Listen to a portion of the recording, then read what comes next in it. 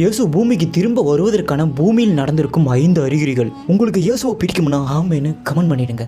முதல் விஷயம், பைபிளில் செதறி போன இஸ்ரேல் திரும்பவும் ஒன்று சேரும் சொல்லியிருக்காங்க. அதில் சொன்ன மாதிரியே 2000 வருஷத்துக்கு அப்புறம் 1998 இஸ்ரேல் திரும்பி ஒன்று சேர்ந்தது ஒரே நாடாக மாறுச்சு. இது பைபிளில் சொல்லப்பட்ட மிகப்பெரிய அறிகுறியா இருக்கு. பலரோட கருத்துப்படி இஸ்ரேல் ஒன்று சேர்ந்துச்சுன்னா இந்த உலகமும் அழியுமா. ரெண்டாவது, யூதர்கள் திரும்பவும் இஸ்ரேல் நாட்டுக்கு வருது.